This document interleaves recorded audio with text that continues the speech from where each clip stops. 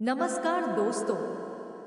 आज हम सुनेंगे भगवान परशुराम की एक ऐसी अद्भुत और प्रेरणादायक कथा जो केवल युद्ध की नहीं बल्कि धर्म, साहस और न्याय की कहानी है। यह कथा हमें बताती है कि जब अन्याय अपनी सीमा पार कर जाए तो मौन रहना भी पाप बन जाता है। तो आइए श्रद्धा और भक्ति के साथ सुनते हैं भगवान परशुराम जयंती की विशेष कथा। बहुत समय पहले जब पृथ्वी पर अधर्म और अत्याचार बढ़ चुका था, तब शक्तिशाली राजा अपनी शक्ति का गलत उपयोग करने लगे थे। निर्बल और साधु संत भय में जीवन जी रहे थे। हर ओर अन्याय का अंधेरा फैल चुका था। उसी समय महर्षि जमदग्नि के आश्रम में एक तेजस्वी बालक का जन्म हुआ। जन्म के क्षण आश्रम में दिव्य प्रकाश फैल गया। आकाश से जैसे आशीर्वाद बरस रहा था। उस बालक का नाम रखा गया राम। लेकिन यह कोई साधारण बालक नहीं था। यह थे भगवान विष्णु के छठे अवतार, भगवान परशुराम। बचपन से ही बालक राम बहुत तेजस्वी थे। जहां दूसरे बच्चे खेलते थे, वहीं राम अपने पिता की सेवा करते, वेदों का अध्ययन करते और अस्त्र शस्त्र की शिक्षा प्राप्त करते। उनके मन में शक्ति के साथ साथ धर्म के प्रति गहरी आस्था थी। एक दिन उन्होंने अपने पिता से पूछा, पिताश्री, शक्ति का सबसे बड़ा उद्देश्य क्या है? महर्षि जमदग्नि ने शांत स्वर में कहा, पुत्र, शक्ति का उपयोग केवल निर्बलों की रक्षा और धर्म की स्थापना के लिए होना चाहिए। यही वचन उनके जीवन का आधार बन गया। समय बीतता गया। युवा अवस्था में राम ने कठोर तपस्या की। उन्होंने भगवान शिव को प्रसन्न करने के लिए घोर साधना की। उनकी तपस्या से प्रसन्न होकर भगवान शिव स्वयं प्रकट हुए। उन्होंने कहा, वत्स, मांगो, क्या चाहते हो? राम ने हाथ जोड़कर कहा, प्रभु, मुझे ऐसी शक्ति दीजिए जिससे मैं पृथ्वी पर धर्म की रक्षा कर सकूं। भगवान शिव प्रसन्न हुए और उन्होंने उन्हें अपना दिव्य परशु प्रदान किया। तभी से वे कहलाए भगवान परशुराम। अब सुनिए कथा का सबसे महत्वपूर्ण भाग। उस समय एक राजा था, सहस्त्रार्जुन। वह बहुत शक्तिशाली था, लेकिन उतना ही अहंकारी भी।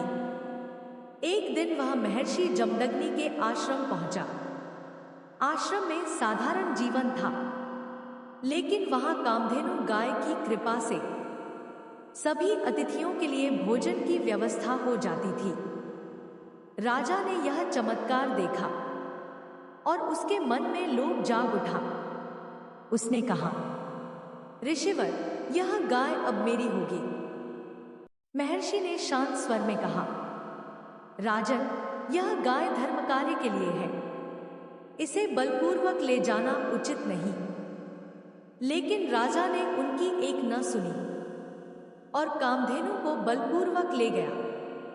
जब भगवान परशुराम आश्रम लौटे और उन्हें यह सब ज्ञात हुआ, तो उनके हृदय में धर्म की ज्वाला प्रज्वलित हो उठी।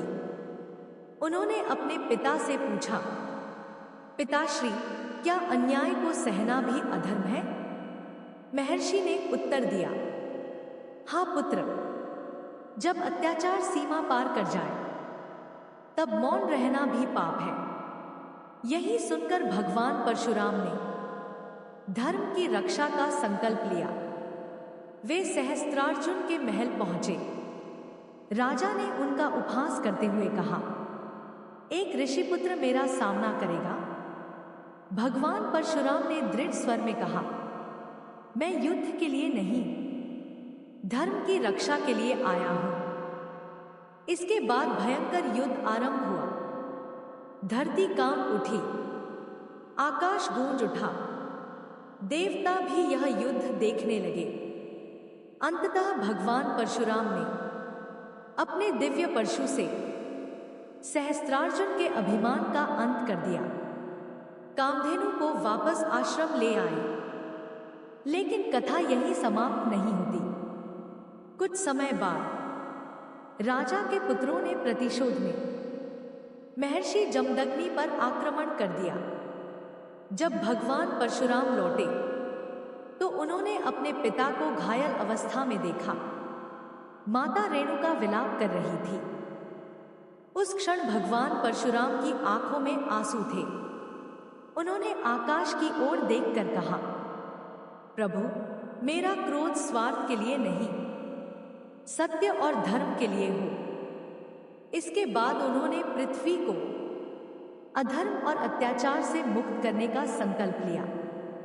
उन्होंने अन्यायी और अहंकारी राजाओं का दमन किया, साधु संतों और निर्बलों को भयमुक्त जीवन दिया। और जब पृथ्वी पर शांति स्थापित हो गई तो उन्होंने शस्त्र त्याग कर तपस्या का मार्ग अपनाया। यही उन्हें महान बनाता है। वे केवल योद्धा नहीं थे, बल्कि तपस्वी और धर्म रक्षक भी थे।